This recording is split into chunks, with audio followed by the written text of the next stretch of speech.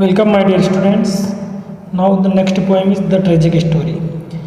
So tragic story का first question है When did the sage live? यानी वो साधु कब रहते थे. सो आंसर क्या है ऊपर the सेग lived a long ago, यानी वो बहुत पहले रहते थे. लॉन्ग अगो ना बहुत पहले रहते. सेकंड क्वेश्चन है why was the सेग in a sorrowful state of mind, यानी साधु मन से इतना दुखी क्यों थे.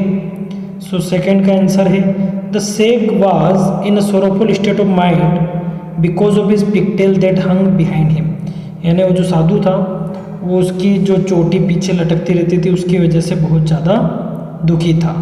थर्ड क्वेश्चन है what did the sage try to change, साधु ने क्या चेंज करने की सोची. He try to change the pigtails, he try to change the pigtails place, यानी वो अपनी चोटी की जगह बदलना चाहता था. Now fourth question he mused upon this curious case, यानी वो इस क्यूरियस केस पे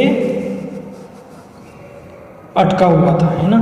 सो फोर्थ का ए है who is referred to as he in the given line, इस लाइन में ही कौन है. सो फोर्थ का ए का आंसर है the sage is referred to as he in the given line, यानी जो साधु है वो ही के रूप में इस लाइन में दर्शाया गया है. बी है what was the curious case, curious case क्या था. सो बी का आंसर है the pigtail was a curious case, यानी जो उसकी चोटी पीछे लटक रही थी वो ही क्यूरियस केस था. क्यूरियस मतलब विशिष्ट केस, है ना. फोर्थ का सी क्वेश्चन है did he manage to find a solution for the curious case, क्या उसने उस क्यूरियस केस के लिए समाधान निकाल लिया था. सो फोर्थ का सी का आंसर नो, नहीं. ही ट्राइड, उसने कोशिश की थी but could not find any solution for the curious case, लेकिन उसको इस क्यूरियस केस का कोई भी समाधान नहीं मिला. उसको इस क्यूरियस केस का कोई भी समाधान नहीं मिला. साधु ने कोशिश तो बहुत की थी लेकिन उसको इसका कोई भी समाधान नहीं मिल पाया. ठीक है, सो ये आपका फोर्थ का आंसर हो गया. Now next question, fifth question why did the सेग feel puzzled, वो इतना कंफ्यूजन यानी पजल्ड महसूस क्यों कर रहा था. द फिफ्थ का आंसर देखिए the sage felt puzzled because all his effort were failing, वो पजल्ड इसलिए महसूस कर रहा था कि उसकी जितनी भी कोशिशें थी वो सब नाकामयाब रही.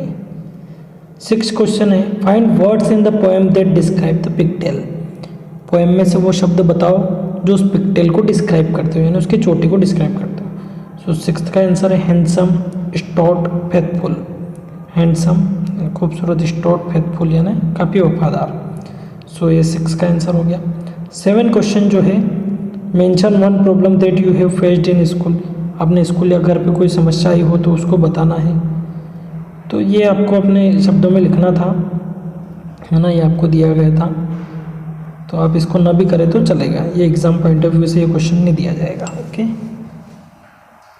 नाउ अब हम ग्रामेटिकल पोर्शन में देखते हैं. Fill in the blanks using some और एनी, सम और एनी का यूज़ करके हमको फिलअप करने हैं. फर्स्ट है आई didn't eat dash chocolate in the morning, यानी मैं मॉर्निंग में ये चॉकलेट नहीं, कोई भी चॉकलेट नहीं खाई. तो कोई भी यानी नेगेटिव सेंटेंस आता है तो उसके लिए क्या आएगा any. I didn't eat any chocolate in the morning, यानी मैं मॉर्निंग में कोई भी चॉकलेट नहीं खाता.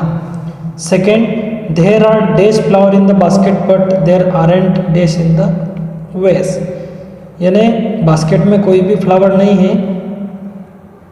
देयर आर नहीं, बास्केट में कुछ फ्लावर है बट देयर आरंट, लेकिन वेस में कुछ भी नहीं है. तो कुछ है यानी पॉजिटिव सेंटेंस के लिए सम का यूज़ किया जाता है और नेगेटिव के लिए एनी का. So there are some flower in the basket, basket में कुछ फ्लावर्स हैं but there aren't any in the vase, लेकिन वेस में कुछ भी नहीं है.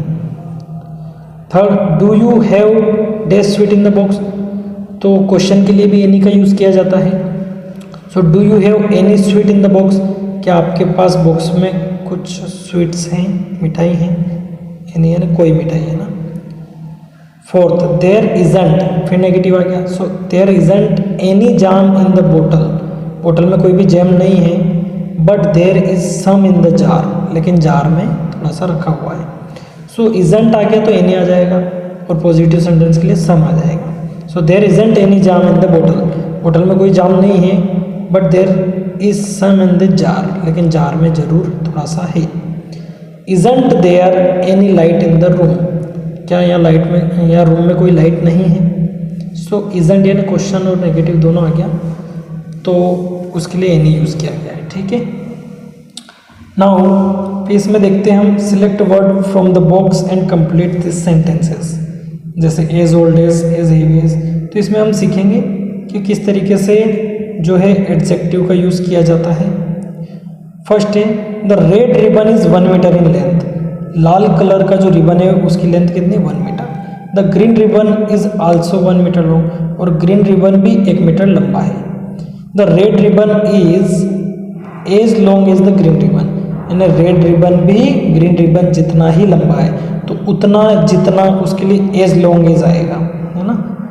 तो लंबा है तो as long as. Second, Mike weight 45 kg। Mike का वजन कितना है, 45 kg। Salman also weight 45 kg। Salman का वजन भी 45 kg है।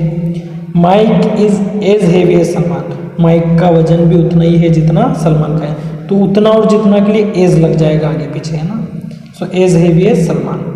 Third, I am 10 year old, मैं 10 साल का हूँ। My cousin is also 10 year old, मेरी कजिन भी 10 साल की है।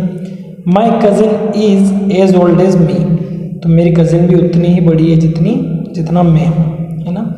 सो इस तरीके से सेम उतना और जितना के लिए आगे पीछे एडजेक्टिव बनाने के लिए उसको एज यूज़ किया जाता है, ओके।